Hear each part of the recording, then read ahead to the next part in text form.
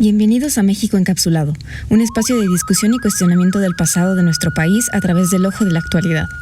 El tema que discutiremos hoy es Encuentro y Conquista Española.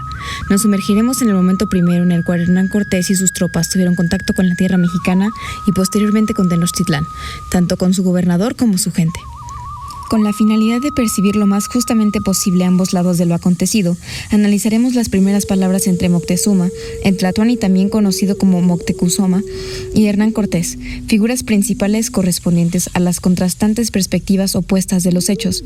Este fragmento de nuestra historia está cargado con un dolor centenario que puede ser explicado y analizado para entender de forma enriquecida nuestra actualidad.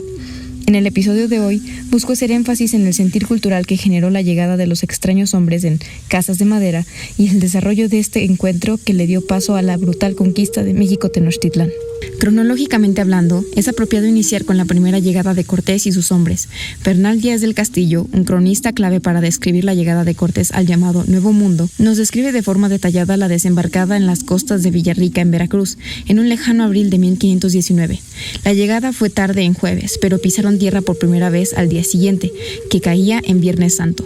Aquí podemos ver una presencia católica en la invasión, que de forma sutil nos permite entender parte de los motivos y creencias de los conquistadores.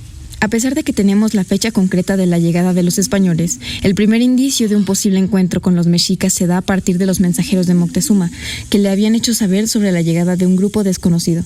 Se pensó que por un tiempo era posible que se tratase del regreso del dios Quetzalcóatl, lo cual desde un inicio generó preocupación en el tlatoani. Esto ocurrió mucho antes de la llegada de Cortés. Por esto, cuando los señores de Moctezuma anunciaron la arribada cercana de Cortés, el tlatoani ya sabía parte de lo que se aproximaba.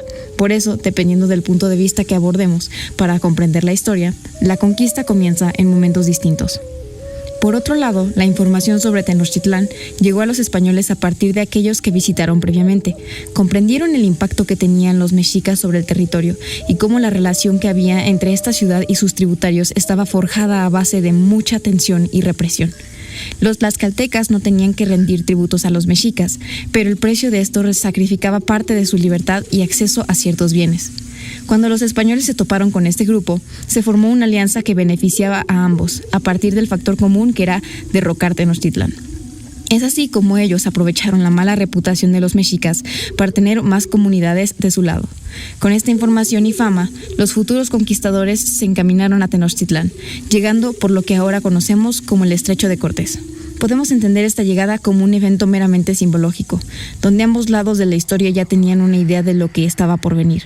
Las crónicas nos narran el sentir del tlatoani, que no llevaba mucho tiempo en el poder. Sahagún escribe que Moctezuma tenía miedo, que este gobernador vivía resignado y paniqueado, al no saber exactamente cómo lidiar con estos desconocidos tras darse cuenta del peligro que realmente podían ser, sobre todo una vez que supo de las matanzas que estos ya habían cometido. Por extensión, el pueblo mexica sentía la desdicha de Moctezuma. Fue entonces el 8 de noviembre de 1519 cuando estos se toparon con el conquistador por primera vez. Bernal Díaz del Castillo nos describe la llegada de los españoles por la calzada principal hacia Tenochtitlán. Menciona toda la gente que los ve, desde chinampas, tierra y lanchas. Podemos saber que es por el miedo y la sorpresa, que es por la desdicha que les podría caer. En el libro El encuentro del gran Moctezuma y el conquistador, se presenta la primera interacción escrita entre Moctezuma y Hernán Cortés. Moctezuma trata a Hernán como un dios, como una deidad a la que le debe tener respeto, y decide ir por la vía de la paz desde la recepción hasta las palabras empleadas para referirse a él. Es cuidadoso con lo que expresa. Según el texto, trata a aquellas tierras como suyas. Le dice: te has acercado a tu venerable agua, tu venerable cerro, México. El tlatoani era la figura de mayor rango en la sociedad mexica. El hecho de que Moctezuma en su discurso aclamara a alguien más como dueño de aquella tierra y que encima, como menciona más tarde, insinuara que su trabajo propio no era más que resguardar y cuidar el puesto de este supuesto dios, demuestra los extremos a los que se dispuso a llegar por mantener de su lado al enemigo. Termina diciéndole: lleguen a la tierra, señores nuestros, reforzando esta idea que posiblemente halagó a los españoles, pero que por otro lado elevó aún más la sed de tomar control de Tenochtitlán. Por otro lado, Hernán parece tener otras intenciones. Le dice a Moctezuma que de eso se hablará más tarde. Más bien parece querer entender quiénes son los mexicas. Dice: Hemos venido aquí, a vuestra ciudad, para saber de ellos y de vosotros. Por la alianza con los tlaxcaltecas y su beneficio propio desea encontrar culpables del conflicto previo, y los españoles toman el papel de una especie de justicieros. Concluye diciendo, estaremos aquí con vosotros, como con señores y amigos. Realidad que poco tiempo duró.